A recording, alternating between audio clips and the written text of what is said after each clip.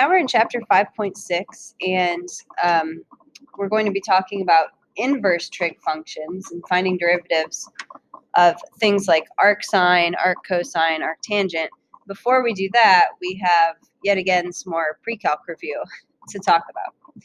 So we have our 6 trig functions. We should be familiar with those, right? Sine, cosine, tangent, cosecant, secant, cotangent. I'm not sure why the order of those is reversed, but anyway, all of these functions are what we call periodic.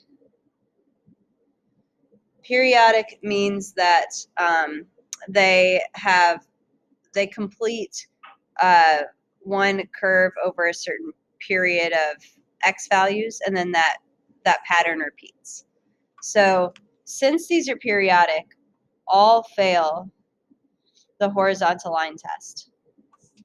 Think about the sine curve, the cosine curve, all of those.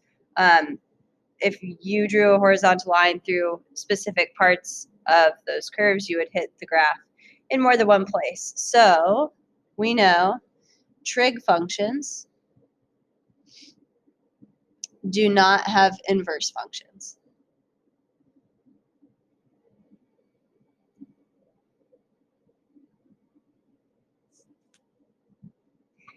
If we restrict domains of trig functions, then we'll be okay. So instead of looking at sine x across its entire domain, if you restrict the sine x curve to, think about the arc. I know it's been a while since we did arcsine, and we did it briefly in pre-calc. But if you think about the arcsine curve, we restricted answers for arcsine to be between negative pi over 2 and pi over 2.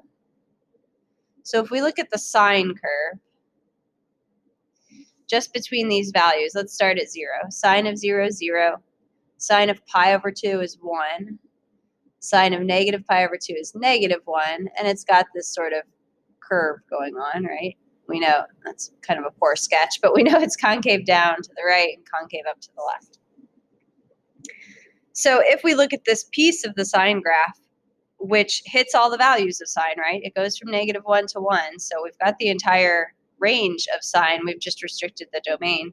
Then that graph would have an inverse function. And same thing with cosine x. We're not going to go from negative pi over 2 to pi over 2. Cosine can be defined from 0 to pi. At 0, cosine is 1. At pi over 2, cosine hits 0, and at pi, cosine hits negative 1. So it goes through its entire 1 to negative 1 cycle on the 0 pi interval. And then tangent, we can get back to negative pi over 2 and pi over 2. Remember, that's where the tangent graph has vertical asymptotes. But one branch of that tangent curve fits completely between here. So tangent of 0 is 0. Pi over 4 is 1, negative pi over 4 is negative 1, and remember the tangent curve kind of looks like this.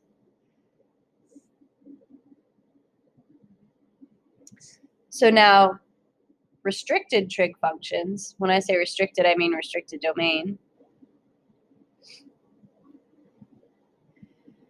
Restricted trig functions have inverse functions. All right.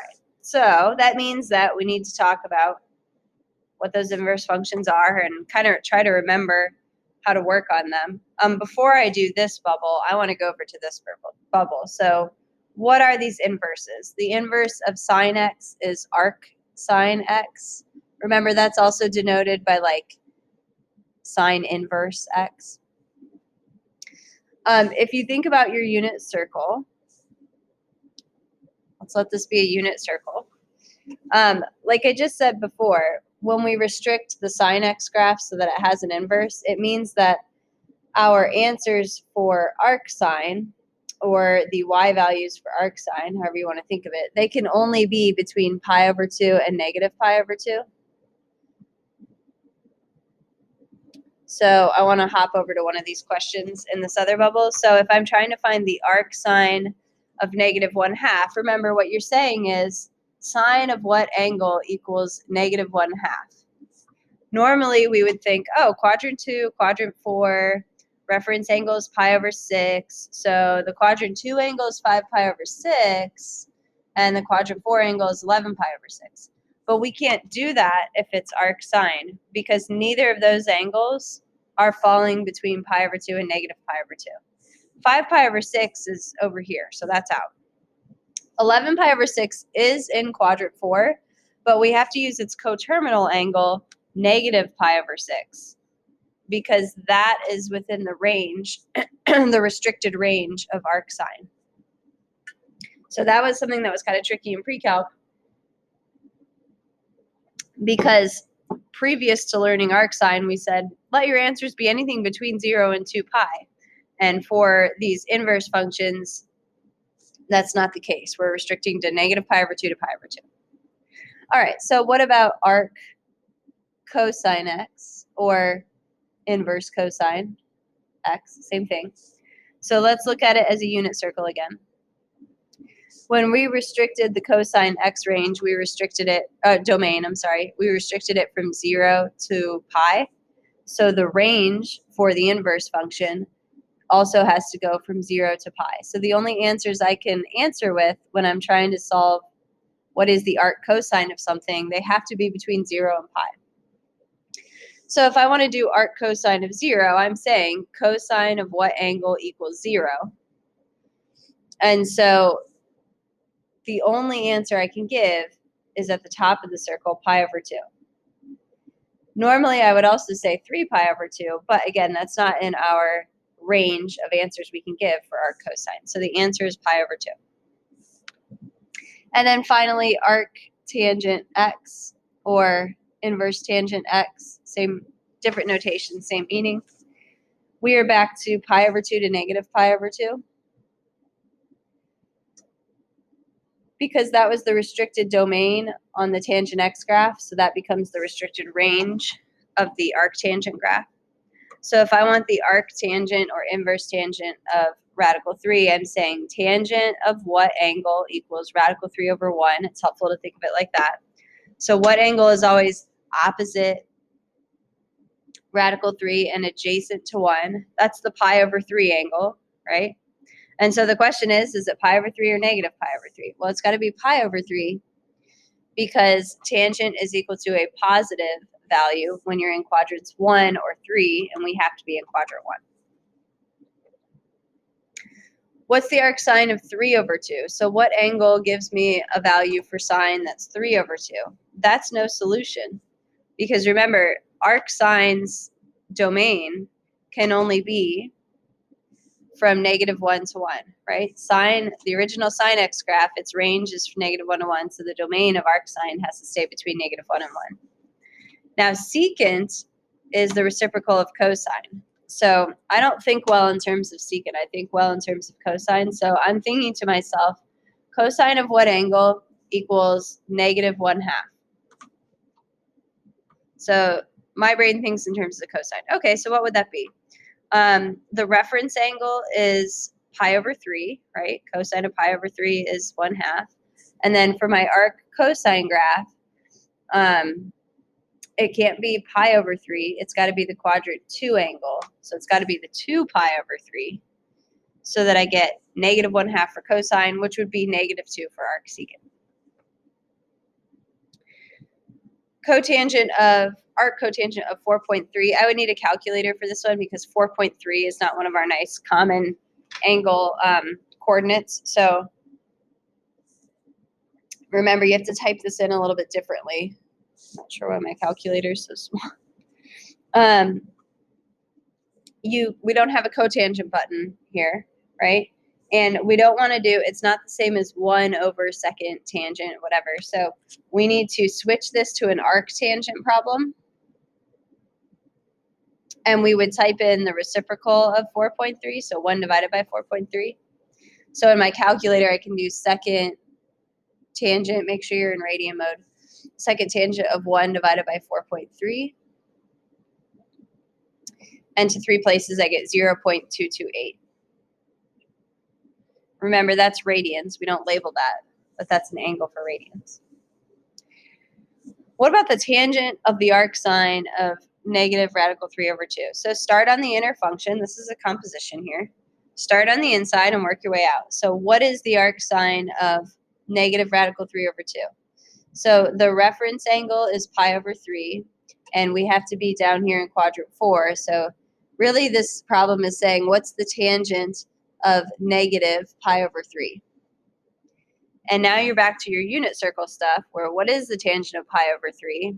Well, it's radical 3 over 1, right?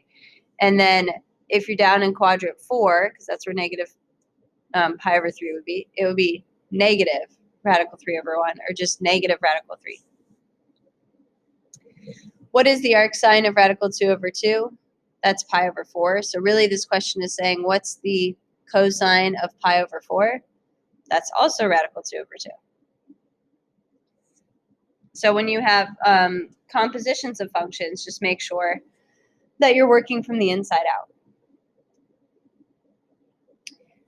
All right, what if we are trying to solve for something? So this problem might have been erased, but the original problem is arc tangent of 2x minus 3 is equal to pi over 4. So how do I solve for x here? Well, I need to get rid of this arc tangent, or inverse tangent.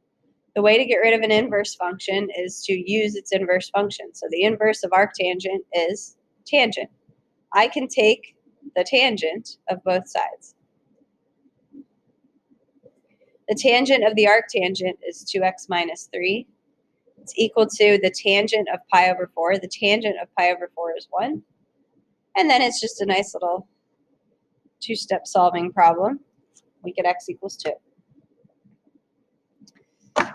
What about with right triangles? Given that y equals the arc secant of radical 5 over 2, find tangent of y. So if I knew an angle for y, I could find the tangent of y. But I don't have to know the value of the angle. I can set up a right triangle if I'm given arc secant of radical 5 over 2. Because remember, another way to write this is to say, okay, secant of some theta is equal to radical 5 over 2. And you should know that secant is hypotenuse over adjacent, right? So we have two sides of a triangle, of a right triangle. You can draw any right triangle, put theta in either one of the acute angles that you want to, make radical 5 the hypotenuse, and wherever you put your theta, your 2 should be the leg that's adjacent to that. And you can solve for the missing angle, or the missing side, excuse me. So the missing side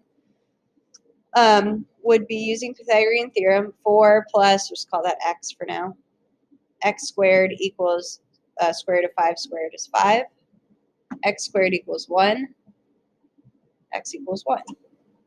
So tangent of y, oh sorry, I said theta. I guess we're so used to theta. Let's make this a little bit better. Tangent, secant of y equals, so make that angle y instead of theta. That's kind of a detail. But anyway, tangent of y, or tangent of that theta that I had was opposite over adjacent, 1/2. So you don't have to know the angle if you're given an arc.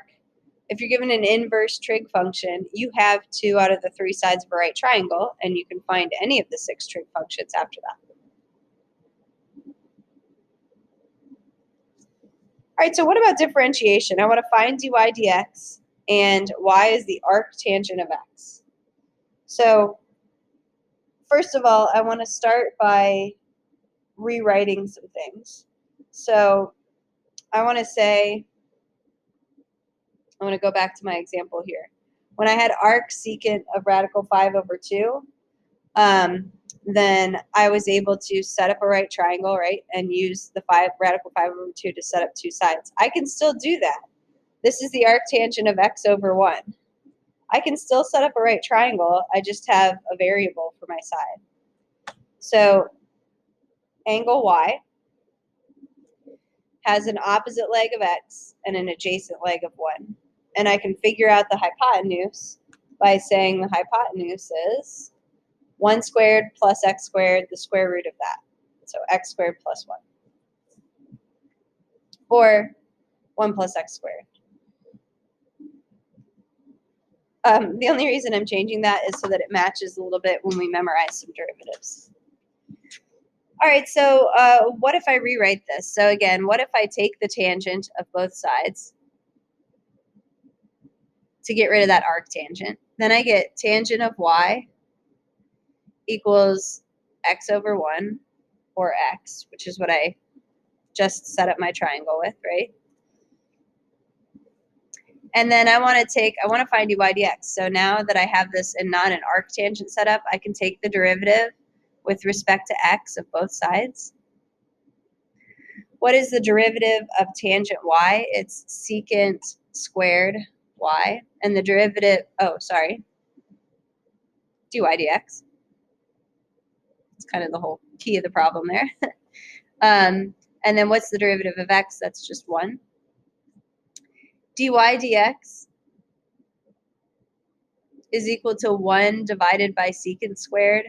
Or remember, if you're dividing by secant squared, that's really just cosine squared. So now, am I stuck at this point? Dy dx equals cosine squared y. I'm not stuck at this point because I have a triangle with y as its acute angle. What is the cosine of y? The cosine of y is equal to 1 over adjacent over hypotenuse, 1 over square root of 1 plus x squared. What's cosine squared y then? If you square that fraction, you get 1 over 1 plus x squared. All right, so what does that tell us? Let's see if we write this on the next page. We're going to summarize that in a minute, but that does tell us that the derivative with respect to x of arctangent x, we have this summarized on a different page, but it's equal to 1 over 1 plus x squared. All right, let's do it again. It's the same steps for all of these problems, just different values to start off with initially.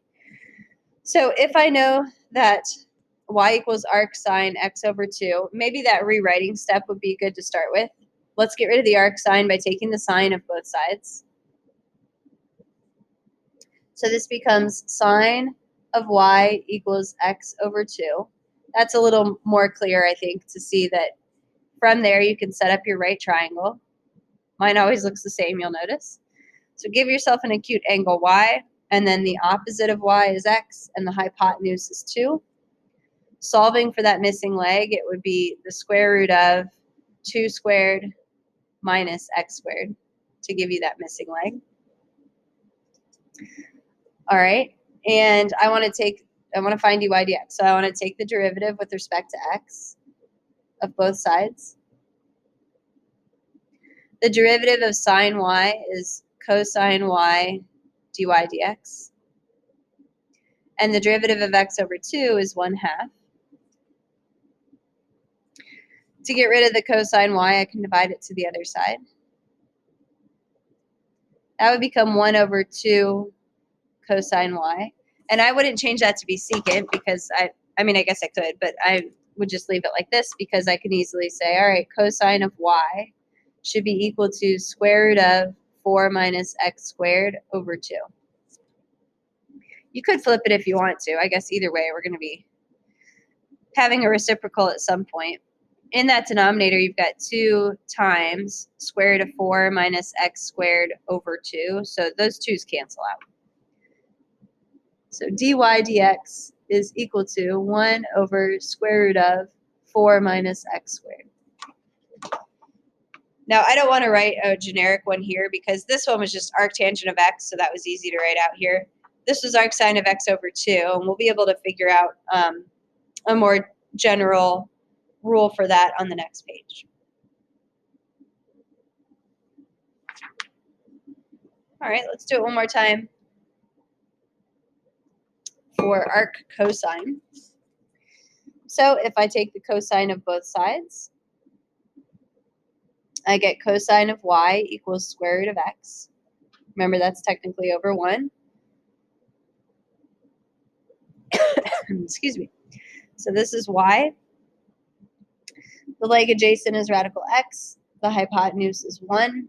And then this side would be square root of 1 squared minus square root of x squared, so minus x. And then I can take the derivative with respect to x on both sides. The derivative of cosine of y is negative sine of y. dy dx. The derivative of square root of x is 1/2 x to the negative 1/2. Clean that up in a minute. Isolate dy dx. So I've got 1/2 square root x, and then I would have divided by this negative sine y. So I'm going to put the negative here and the sine y down here. And off to the side, I'll say, what is sine y? Sine y is square root of 1 minus x. So dy dx is equal to negative 1/2. Now, square root of x times square root of 1 minus x, you're allowed to multiply two square roots together, right? So you're allowed to say that's the square root of x times 1 minus x, or distribute it through. That's the square root of x minus x squared. We will have a more generic rule for just arc cosine of x or u or something generic. And then back to what we talked about the last couple of days, find the derivative with respect to x. So the derivative of e to the 4x should be 4e to the 4x because of chain rule. The derivative of 2 to the x is 2 to the x times natural log of 2. The derivative of e to the 3x squared is e to the 3x squared times 6x. The derivative of the natural log of 5x is 1/5x times the derivative of 5x, which is 5, so just 1/x. The derivative of 3 to the 7x is 3 to the 7x times natural log 3 times derivative of 7x, which is 7. And I'm not cleaning these up at all. Next one should be 5 to the sine of 2x times natural log 5 times, what's the derivative of sine of something? That's cosine of the something. And what's the derivative of 2x? 2. E to the 4 pi is a constant, so don't be tricked there. The derivative is 0. X to the e is not a constant, but the base is x, and the e is the power. So this is power rule. It's e x to the e minus 1. So again, just be careful. Don't get tricked because we've been doing kind of the same thing over and over. Remember, the AP test is going to have everything all mixed together. Write the equation of the tangent line of f of x equals arctangent of square root of x at x equals 2. I need a point and a slope for the tangent line, and I haven't been given the point straight off the bat. So the first thing I'll do is just figure out what is the point, what's f of 2. It's the arctangent of square root of 2. And that's not one of our nice common angles, so I'm just going to leave it like that. I'll just leave it exact. I need to find the slope, right? So f prime of x. All right, well, before I get to f prime of x, sorry. Before I get to f prime of x, I'm going to rewrite this so that I have, if I take the tangent of both sides, let's replace our f of x with a y. If I take the tangent of both sides, I get my tangent of y, just so I don't have to write tangent of f of x, equals square root of x. And then I can draw my right triangle. Opposite is radical x, adjacent is 1, hypotenuse is the square root of 1 plus x. And then when I take the derivative of both sides, I'll say f prime of x. No, I won't. Why do I keep trying to put in f prime of x? Sorry. Derivative with respect to x of both sides. I will say secant squared of x, secant squared of y, dy dx is equal to 1/2 x to the negative 1/2, or put your square root x down here. Dy dx, when you divide by secant squared, that's the same as multiplying by cosine squared. It's going to be cosine squared y over 2 radical x. And then off to the side, figure out what cosine of y is. It's 1 over square root of 1 plus x. So cosine squared is going to be 1 over 1 plus x. Now it's divided by 2 radical x, so we don't want to leave that as a complex fraction. It's 1 over 2 radical x times 1 plus x. And then we need the value of this slope evaluated when x equals 2. So if I plug a 2 in, 1 over 2 radical 2 times 3. So 1 over 6 radical 2. So the equation of the tangent line using point slope form would be y minus, let's just leave this exact, whatever arc tangent of radical 2 is, equals 1 over 6 radical 2 times x minus 2.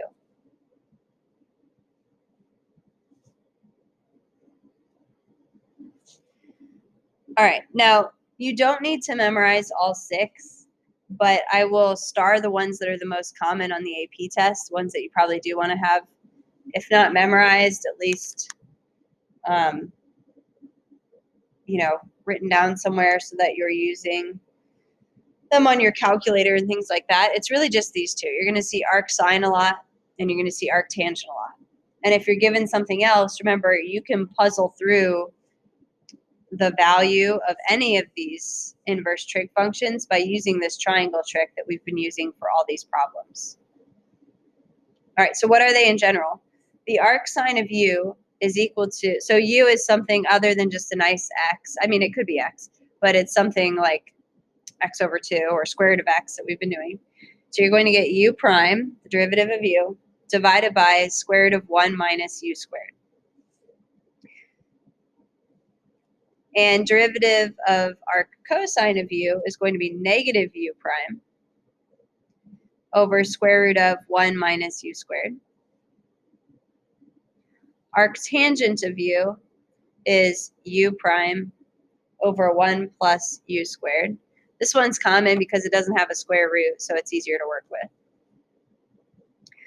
Arc cosecant is negative u prime over absolute value of u times square root of u squared minus 1.